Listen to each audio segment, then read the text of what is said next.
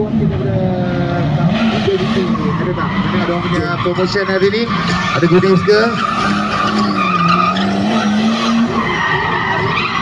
Okey, tak biar aku cakap. So hari ni kalau korang datang ke booth Sama Printing, korang dengar ada banyak poster Reculture, Reborn Culture. Yang ni brand. Betul. Brand daripada Sama Printing, selain daripada Sarchoy Printing, korang ada juga Reculture. So korang dapat poster ni serendah RM10 pun ada juga. Oh, 15 so korang datang je ke booth.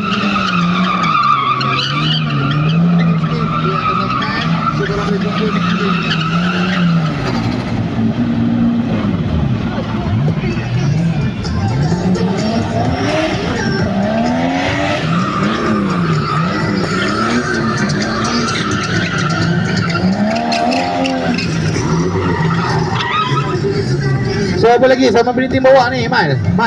Sama Printing bawa apa lagi? Okey, pewangi kereta. Betul. Semalam light box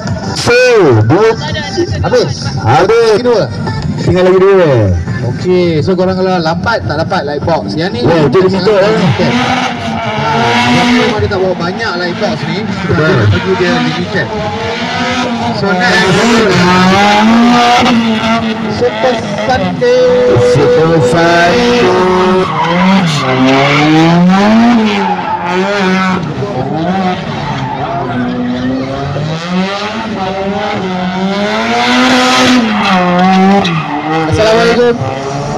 Assalamualaikum warga Pinang. Kita dari datang right sini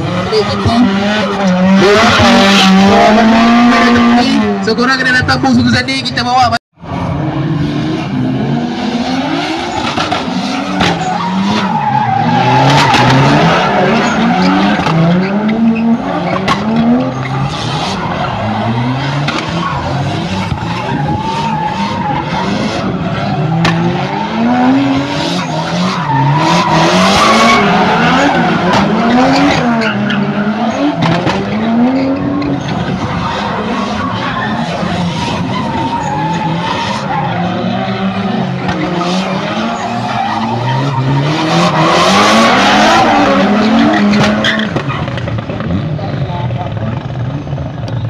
Cuma untuk drift taxi, jangan lupa korang beli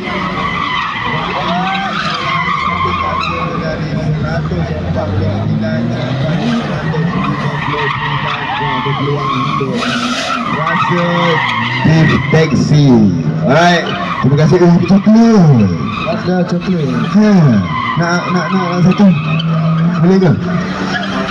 Wah, terima kasih. Coklat ni dari Wanda. Satu coklat ni berapa ringgit? RM13.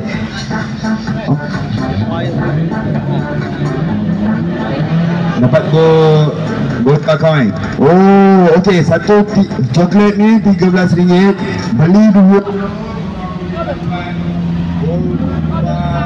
coin. Lucky draw. Pun boleh